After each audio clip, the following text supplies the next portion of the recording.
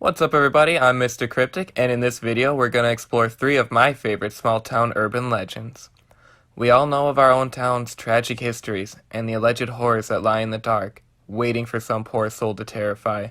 Now let's look at 3 other towns that have their own chilling stories about what's going bump in the night.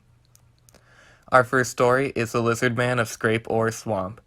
The Lizard Man is a large, humanoid lizard with 3 long fingers on each hand, long sharp claws, red eyes, and reptilian-like skin, which, I mean, it's pretty much me in the morning when I first wake up. The creature was first brought to light by Christopher Davis in June of 1988, when he was driving home from work in Lee County, which is located in South Carolina. Davis said in his story he was coming home from work that night when he had to stop on the side of the road bordering Scrape Ore Swamp so that he could change a blown tire. After changing the tire, Davis could hear thumping sounds coming from behind him, which at night is never a fun thing to hear no matter what the situation is. He turned around and saw the creature running directly at him. Its eyes were glowing red and was approaching him at an alarming speed. Davis immediately rushed back to his vehicle in an attempt to flee. He locked the doors just in time because seconds later the creature was face to face with him trying to claw its way in. Davis started the car, and during the struggle managed to drive off. The creature jumped onto the roof of the car and clung there while Davis sped away. Davis swerved back and forth in an attempt to throw the creature off of his car. Davis was eventually successful and managed to evade the creature after throwing it from the vehicle. Davis's car had scratches all around the driver's side door where the creature was attempting to get in, and the roof of the car. His driver's side mirror was badly damaged, the glass was broken, and it was bent. There was clearly signs of a struggle on the outside of the vehicle. Shortly after Davis brought his story forward, several other reports came out within a 3-mile radius of the swamp where Davis had his encounter. Many of them described a creature similar to the one David described, and these reports have led many to be wary of the swamp and what may be inhabiting it. I'm just personally curious as to whether or not insurance covers attacks by lizard men, or whether that's something he would have to do out of pocket. Our next story is the Hodag. The Hodag is one from my state of Wisconsin, and is one that every Wisconsinite hears growing up. The Hodag is a creature that originates in Rhinelander, Wisconsin, and is a 4-legged creature that has an amphibious-like head with sharp teeth and 2 fangs that stick out of its mouth. Too bad braces don't come in his size though, because wow, that's a grin. Its body is long, meaty, and it has a reptilian-like tail that has a sharp spear point at the end. The Hodag was first sighted in 1893 by Eugene Shepard.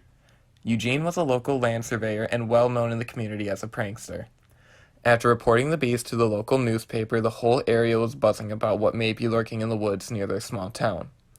Eugene led a group of people into the woods to take on the Hodag, and the group claimed to have been able to kill the beast with dynamite, destroying all evidence of the creature, which nobody seemed to question why they weren't even able to bring back like a tuft of fur or maybe even a fang, but let's just roll with it.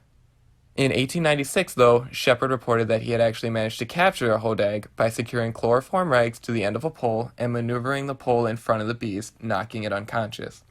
Shepard then brought the captured beast to the Oneida County Fair and attached wires to select parts of the body so that when people came too close to the glass that they might have been able to see it was a fake, he could pull on the wires, it would move a little bit, and it would scare them away from his booth. Shortly after the fair, Shepard heard that a team of scientists from the Smithsonian were coming to investigate his claims. He admitted to the community and everyone that was on their way that he had made up the whole thing. Even with it being a hoax, though, the story of the Hodag is one that Rhinelander will always cherish, never forget, and will always be a part of the town's traditions. They actually include the Hodag in many of the festivals around the area. They have a huge tourism community built around it. Our next story now is the Stikini. Now, this one is kind of the scariest one on the list to me just because of anything with Native American folklore. It tends to kind of go that extra mile in terms of fear to me.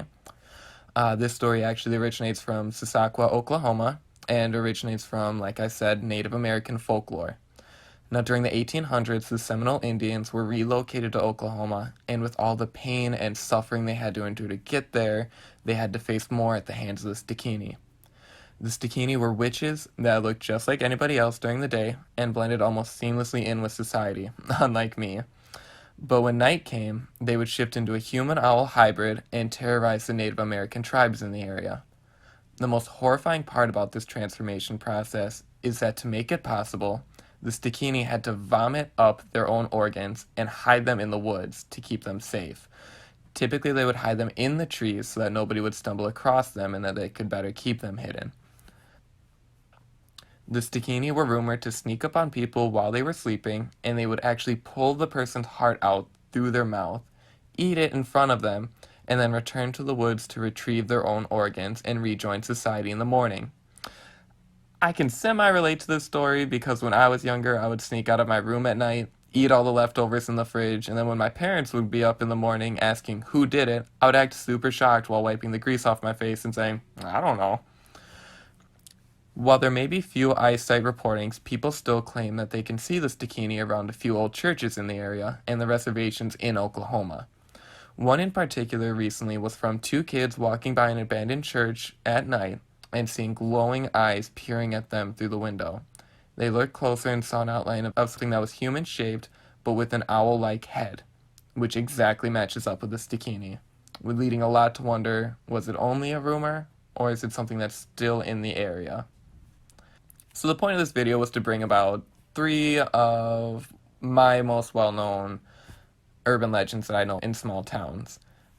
Every area has its own special urban legends. They all have histories and troubled pasts that sometimes get kind of buried in the darkness. So what I would like everyone who's watching this video to do is comment down below saying what your favorite urban legends are.